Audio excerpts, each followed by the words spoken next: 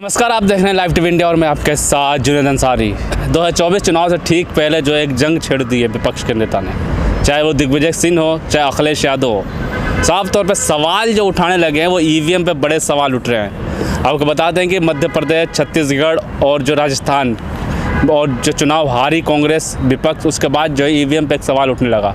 उसके बाद जो है जनता ये पूछ रही है कि अगर जनता नहीं चाहती कि ईवीएम से चुनाव हो तो सरकार इस पे कोई जवाब क्यों नहीं देती। तो डॉक्टर अविनाश यादव हमारे साथ, इनसे बातचीत करेंगे कि ईवीएम का बड़ा मुद्दा सर एक सामने आ गया है। ईवीएम का मुद्दा तो शुरू से ही है। अब विपक्ष की समस्या ये है, हालांकि उसमें मैं भी शामिल हूँ। समस्या ये है कि जैसे सांप जब किसी को काट के चला जाता है, भाग जाता है, तो उसके पीछे हम लोग दौड़ते हैं और लाठी पीटते हैं। तो लाठी पीटने से कुछ नहीं होगा साहब। एक ट्वीट कर देने से, अखिलेश जी ने ट्वीट कर दिया, चलो बहुत अच्छा काम किया, कम से कम ट्वीट तो किया, सांड समाचार से बाहर निकल के एक ट्वीट किया, उससे काम नहीं बनेगा सर। एक आंदोलन करना पड़ेगा। अब चाहे दिग्विजय सिंह जी हों, वो भी तमाम जगह मीडिया में इन बातों को कह रहे हैं, लेकिन इनसे बात नहीं बनेगी। एक ज्वाइंट मूवमेंट नहीं, उन्होंने तो शायद न्यूज़ चैनलों पर भी बोला है, लेकिन उससे बात नहीं बनेगी। मेरा कहने का जो मतलब है वो सिर्फ इतना है कि ट्विटर पे चार बातें लिख देने से या जैसे हम लोग चर्चा कर रहे हैं, इससे बात नहीं बनेगी। इससे क्या होगा, 2 लाख 4 लाख लोग देख लेंगे,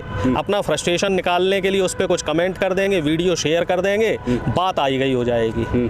बात तब बनेगी जब संपूर्ण विपक्ष ईवीएम का बहिष्कार करे, ईवीएम के खिलाफ आंदोलन करे और इसकी ट्रेनिंग दे। अगर मान लीजिए ईवीएम से भी चुनाव होता है तो मुझे ये बताया जाए कि कौन सी पार्टी है। मैं तो चूंकि छोटा सा कार्यकर्ता हूँ, मैं उस लेवल में नहीं हूँ कि मैं ये डिसीजन ले सकूँ कि कौन सी पार्टी ऐसी है जो ईवीएम की ट्रेनिंग देती है। बीजेपी प्रोफेशनल्स हायर करती है, जो बूथ लेवल के उनके कार्यकर्ता होते हैं वो प्रोफेशनल्स होते हैं, वर्किंग प्रोफेशनल होते हैं, उन्हें प्रॉपर ट्रेनिंग दी जाती है। लेकिन विपक्ष के लोग, पहली बात तो बूथ पे उनके पास बैठने के लिए आदमी नहीं होता, और फिर अगर कोई आदमी मिल गया तो वो सिर्फ एक फॉर्मेलिटी करता है, 2-4 फोटो खींच के अपने डाल दिए। प्रॉपर ट्रेनिंग नहीं है साहब। ये तो जानकारी हो ना कि ईवीएम का मशीन नंबर क्या है, कैसा कौन सा बटन दबा रहे तो उसमें कौन सा जो है पर्ची निकल के आ रही है, वो प्रॉपर उसको देखना आना चाहिए। ईवीएम पे चाहे भारतीय जनता पार्टी जब विपक्ष में हो वो भी लगातार सवाल उठाती थी, और अब जो है विपक्ष में की पार्टी सवाल तो उठाती है, लेकिन चुनाव ईवीएम पे हो जाते हैं। जब जीतती है तो जश्न मनाना शुरू कर देती है, जब हारती है तो रोना। जैसे भाजपा के नेता कह रही है तो रोना है, कुछ बचा नहीं कांग्रेस के पास, तो ईवीएम पे रो लीजिए। बिल्कुल, बीजेपी के लोग ठीक कह रहे हैं, वो अपनी चाल चल गए, वो उस चाल में कामयाब हो गए। चाल में कामयाब हो गए तो उनका कहना बनता भी है, हम लोगों को सुनना पड़ेगा, क्योंकि हमारी जो स्ट्रेटजी है वो कहीं ना कहीं हम लोग जनता तक डिलीवर नहीं कर पाए। मेरा तो अब भी ये मानना है कि हम अपना संदेश इतना स्ट्रॉन्ग तरीके से, इतना मजबूती के साथ जनता तक पहुंचा दें कि ईवीएम भी कुछ ना कर पाए। देखिए, बीजेपी से अगर आपको चुनाव लड़ना है तो बीजेपी की पिच पे ही जाके और बीजेपी के तरीके से ही लड़ना पड़ेगा।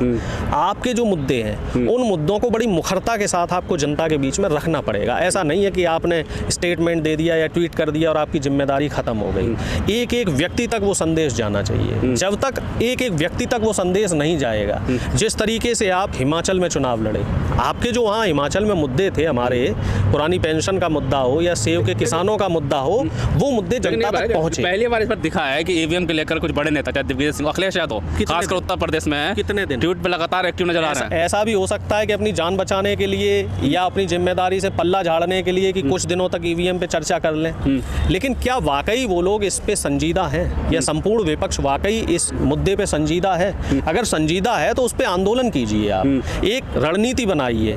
समाजवादी के कार्यकर्ताओं ने पोस्टर, जैसे एसपी कार्यालय के बाहर कई जगह जिलों में देखे गए, पोस्टर लगाने से कुछ नहीं होगा साहब। एक आंदोलन करना पड़ेगा, चुनाव का बहिष्कार करना पड़ेगा, और बहिष्कार नहीं कर पा रहे हैं तो बड़ा मूवमेंट तो आप खड़ा कर ही सकते हैं। सरकार को कम से कम इतना डरा तो सकते ही हैं कि सरकार ईवीएम में छेड़छाड़ करने से पहले सोचे। और दूसरी बात, कल संसद में एक विधेयक भी पास हो गया।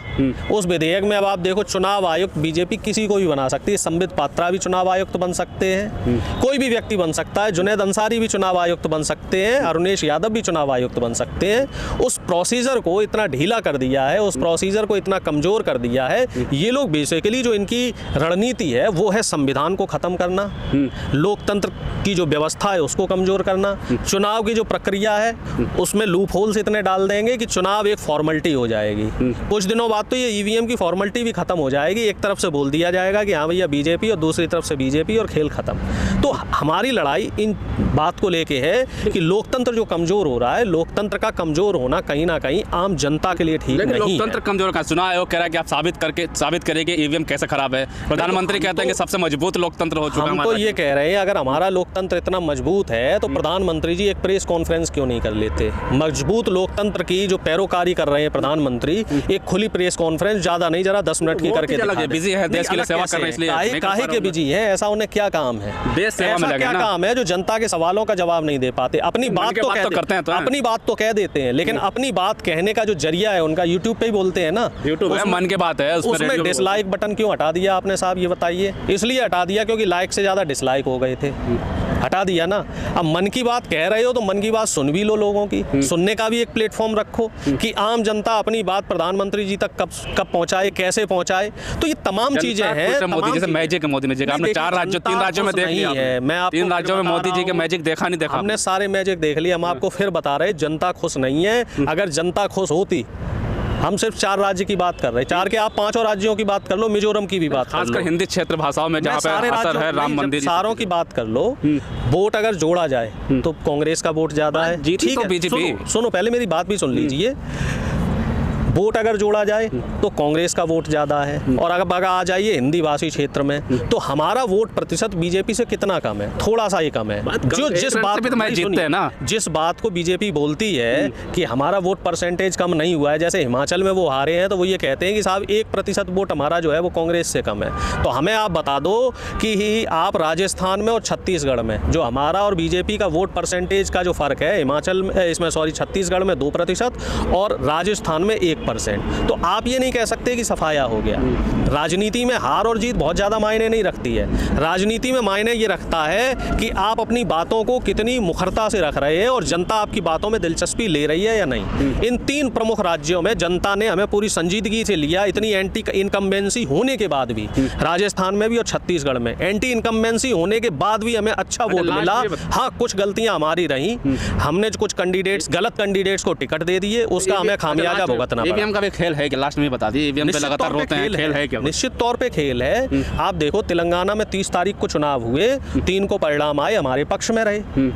इसमें सीधी सी बात है कि मशीनें ये लोग बदलते हैं और थोड़ा बहुत मशीनों के साथ छेड़छाड़ करते हैं। उसके लिए इन्हें समय ना दिया जाए, प्रॉपर ईवीएम की ट्रेनिंग की जाए, प्रॉपर ईवीएम की रखवाली की जाए, तब तो ये संभव है कि आप उसको, उसमें लोकतंत्र के साथ जो खिलवाड़ हो रहा है उसको बचा लेंगे। या फिर दूसरा रास्ता ये है कि साहब इसके खिलाफ आंदोलन करो।